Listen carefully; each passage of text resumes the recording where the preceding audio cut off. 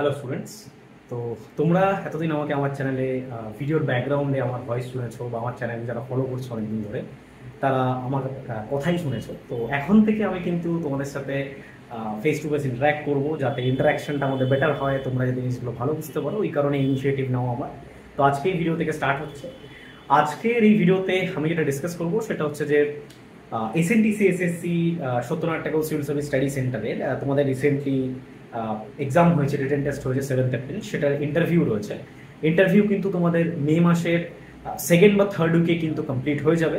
ঠিক আছে, তো তোমাদের হাতে খুব অল্প সময় রয়েছে।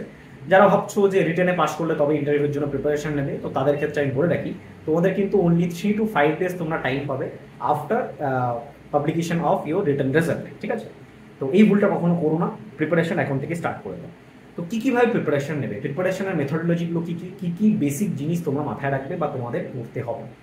প্রথমত হচ্ছে ইন্টারভিউর জন্য সব থেকে ইম্পর্টেন্ট যেটা, সেটা হচ্ছে বেসিক অ্যাটিটিউড। ঠিক আছে, অর্থাৎ তোমার যে চেহারাটা, তুমি নিজে কী করে রিপ্রেজেন্ট করছো ইন্টারভিউয়ারের সামনে, সেটা কিন্তু সব থেকে বেশি ম্যাটার করে। ঠিক আছে, তো ফার্স্ট আমাকে যেটা করতে হবে সেটা হচ্ছে যে নিজের বেসিক অ্যাটিটিউডটাকেই মেনটেন করতে হবে। তো আমি বলি কি করবে তোমরা। মেল ক্যান্ডিডেট যারা, তোমরা যারা ইন্টারভিউ দিচ্ছ, ইন্টারভিউ জেনারেলি তোমাদের একটা প্যানেল মেম্বার নেবেন, 3 থেকে 4 জন থাকবেন। Face to face 1-to-1 interview হবে, অর্থাৎ একজনের ইন্টারভিউ হবে প্রত্যেকবারে। প্যানেল মেম্বাররা মূলত বিভিন্ন বিউরোক্র্যাটিক ব্যাকগ্রাউন্ড থেকে, আইএএস বা আইপিএস থেকে থাকবেন, এবং তার সাথে সাথে কিন্তু বিভিন্ন টাইপের ব্যাকগ্রাউন্ড থেকেও থাকতে পারেন। এবার যেটা ফ্যাক্টর হচ্ছে, তোমরা যারা মেল ক্যান্ডিডেট রয়েছে তাদেরকে আমি বলবো তোমরা কিন্তু ফর্মাল ওয়্যার পরে যাওয়ার চেষ্টা করবে, অর্থাৎ ফর্মাল শার্ট, ফর্মাল প্যান্ট এবং তার সাথে সাথে ফর্মাল যে কোনো শুজ। ঠিক আছে, তুমি টাই পরতে পারো, তার উপর তুমি ব্লেজারও পরতে পারো, doesn't matter, but it should be formal. ঠিক আছে, এবং পারলে তুমি ক্লিন শেভ করে যাবে, দিস ইজ ম্যান্ডেটরি। তোমরা জানো যে বেসিক যে আমাদের অ্যাটিটিউড থাকে তার মধ্যে সব থেকে ইম্পর্টেন্ট থাকে হচ্ছে ক্লিন শেভ করে যাওয়া, নিজেকে প্রপারভাবে রিপ্রেজেন্ট করা। ঠিক আছে, যারা ফিমেল ক্যান্ডিডেট রয়েছে তাদের জন্য আমি একটুখানি বলতে পারি, তোমরা বেসিক অ্যাটিকুয়েট বলতে পারো, শাড়ি বা সালোয়ার কামিজ পরে যেতে পারো, বেসিক যেরকম নমিনাল তোমাদের অ্যাটিকুয়েট ইয়ে হয়ে থাকে। তার সাথে সাথে তোমরা বেসিক কোনো ফর্মাল বা ইনফর্মাল যে কোনো রকমের ক্যাজুয়াল জুতো পরে যাও, বাট সেটা যেন খুব আই ক্যাচি না হয়। মানে তুমি একটা বিশাল রংচঙে স্লিকার পরে চলে গেলে, বা একটা এমন একটা জুতো পরে আসলে বিশাল হিল রয়েছে তাতে রংচঙে, this is not like desirable from you, because you are going to an interview. ঠিক আছে, যেটা ইউপিএসসি লেভেল ইন্টারভিউ হতে পারে, এবং তুমি ইউপিএসসির অ্যাসপিরেন্ট একজন, সেভাবে নিজেকে রিপ্রেজেন্ট করবে। আচ্ছা, এটা গেল হচ্ছে বেসিক অ্যাটিটিউড। এরপরে হচ্ছে তুমি কী কী জিনিস পড়তে হবে বা কী ধরনের কোশ্চেন আসে। প্রথমেই তোমার যে এডুকেশনাল জার্নি রয়েছে, অর্থাৎ আমাদের প্রত্যেকের লাইফের একটা এডুকেশনাল জার্নি থাকে। ক্লাস 10, তারপরে 12, তারপরে গ্র্যাজুয়েশন, কারো কারো ক্ষেত্রে মাস্টার থাকে, তারপরে পোস্ট গ্র্যাজুয়েশন বা আদার বিভিন্ন যে সার্টিফিকেট বা আদার কোর্সেস থাকে। এবার এক একটা কোর্সে ক্লাস 10 থেকে স্টার্ট করে তুমি কত মার্কস পেয়েছিলে এক্স্যাক্টলি, ধরো তুমি মাধ্যমিকে 65.57 পেয়েছো, এক্স্যাক্টলি মার্কসটা কিন্তু মাথায় রাখবে। ঠিক আছে, এত মার্কস পেয়েছো তুমি, এই মার্কসটা কিন্তু মাথায় রাখার চেষ্টা করবে। এবং তার সাথে সাথে যেটা করবে, কোনো স্পেসিফিক ধরো স্টেজ অফ লাইফে তোমার মার্কস কমে গেছে, ধরো 12তে তোমার মার্কস কমে গেছিলো, বা গ্র্যাজুয়েশনে তোমার মার্কস ধরো কিছুটা কমে গেছে, তো সেক্ষেত্রে তোমাদের মার্কসটা কেন কমেছিল, what are the reason behind it, এটা কিন্তু তুমি প্রপারলি ইন্টারভিউয়ারকে তোমাকে কনভিন্স করতে হবে বা বোঝাতে হবে। ঠিক আছে, যে সাপোজ এইচএসএ বা মাধ্যমিকে বা গ্র্যাজুয়েশনে তোমার মার্কস কেন কম ছিল। এটা গেল এডুকেশনাল ব্যাকগ্রাউন্ড, এবং এর একটা সামারি তুমি করে রাখবে। এটা গেল। সেকেন্ড যেটা আসে সেটা হচ্ছে যে তুমি যে ডিস্ট্রিক্ট থেকে বিলং করছো বা যে এরিয়া থেকে বিলং করছো, তার হিস্টোরিক্যাল, ফাইন্যান্সিয়াল, ইকোনমিক্যাল বা এনভায়রনমেন্টাল যে সিগনিফিকেন্সেসগুলো, এবং তার রিলেটেড যে রিসেন্ট নিউজ রয়েছে বা রিসেন্ট যে ডেভেলপমেন্টগুলো রয়েছে, সেগুলো সম্বন্ধে কিন্তু একটা প্রপার আইডিয়া তোমার জেনারেট করে যেতে হবে। ঠিক আছে, যেরকম ধরো কেউ যদি দার্জিলিং থেকে বিলং করো, দার্জিলিং যেরকম জিটিএ বা আলাদা রাজ্য নিয়ে, গোর্খাল্যান্ড টেরিটোরিয়াল অ্যাডমিনিস্ট্রেশন বা আলাদা রাজ্য, এই জিনিসটা সম্বন্ধে একটা কন্ট্রোভার্সি ছিল। প্লাস দার্জিলিংয়ের আমরা কি জানি, ট্যুরিজম বিখ্যাত, সেখানকার ট্যুরিজম অ্যাসপেক্টগুলো, এবং তার সাথে সাথে tourism related problem, climate change related problem, এবং আদার যে প্রবলেমগুলো রয়েছে যেরকম আরবানাইজেশন, এবং তার সাথে সাথে বলতে পারো যে আদার যে ইস্যুগুলো রয়েছে, রিসেন্ট ইস্যুগুলো, সেগুলো সম্বন্ধে কিন্তু একটা বেসিক আইডিয়া তোমার লাগবে। হিস্টোরিক্যাল সিগনিফিকেন্স, যে কলোনিয়াল টাইমে এটা ব্রিটিশদের একটা হিল স্টেশন ছিল, সামার ক্যাপিটাল ছিল, বা গরমকালে তারা আসতেন, তারা UNESCO world heritage site, railway রয়েছে, ডিএইচআর, দার্জিলিং হিমালয়ান রেলওয়ে, এই জিনিসগুলো কিন্তু তোমাকে জানতে হবে।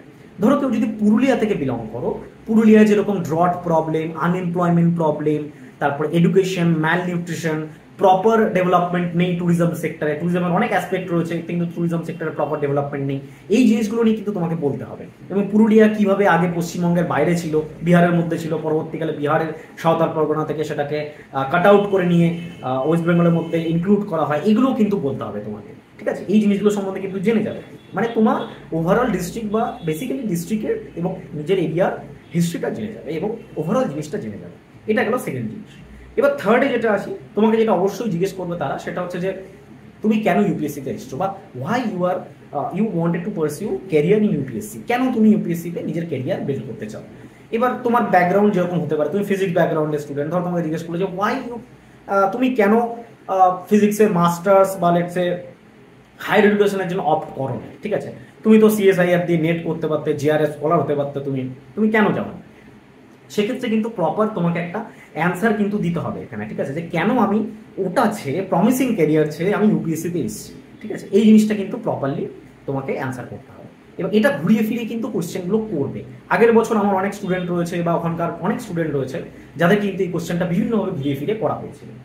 এর সাথে সাথে অবশ্যই রিসেন্ট যে আমার কারেন্ট অ্যাফেয়ার্সগুলো রয়েছে বা হট টপিক যেগুলো রয়েছে ইন জেনারেল আমার চারপাশে, যেরকম electoral bond, NRC, CAA, climate change, তারপরে হিট ওয়েভ, যে এক্সেসিভ হিট ওয়েভ ক্লাইমেট চেঞ্জের জন্য এটা হচ্ছে, তার সাথে সাথে তুমি বলতে পারো যে ইলেকট্রাল বন্ডের যে ইস্যুগুলো যেটা বললাম, এই ধরনের কিন্তু ইস্যুগুলোকে আমাকে ঠিকঠাক করে কিন্তু ইউটিলাইজ করতে হবে বা জানতে হবে, এবং এটা তুমি অবশ্যই জেনে যাবে। তো এগুলো জানার জন্য কি করবে, আমি রিটার্ন এক্সামের আগেও তোমাদের বলেছিলাম, যে কোনো একটা ইয়ারবুক, সেটা বিভিন্ন কোম্পানির ইয়ারবুক হয়, আরিয়ান্থ, তারপরে ক্রনিকল, সিভিল সার্ভিস ক্রনিকল, প্রতিযোগিতা দর্পণ, বিভিন্ন কোম্পানির কারেন্ট অ্যাফেয়ার্স যে ইয়ারবুক রয়েছে, ওটা কিনে ওখান থেকে যে বেসিক ইস্যুগুলো আছে, মেজর ইস্যুগুলো, সেগুলো কিন্তু একটুখানি দেখে যাবে, ঠিক আছে?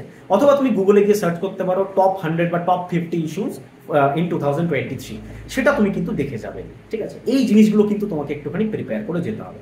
দিস আর মাই সাজেশন, এগুলো আমি তোমাকে সাজেস্ট করবো। এবার পয়েন্ট 1 নম্বর থেকে স্টার্ট করে পয়েন্ট 4 নম্বর অব্দি যতগুলো পয়েন্ট আমি তোমাদের বললাম, এই সবকটা পয়েন্ট কিন্তু মেমোরাইজ করে যাবে, কারণ ইন্টারভিউ কিন্তু একটা খুব মারাত্মক বলতে পারো সিগনিফিকেন্স রাখে তোমার ফাইনাল রেজাল্টে, অর্থাৎ এসএনটি সিএসএসসি ফাইনাল রেজাল্টে।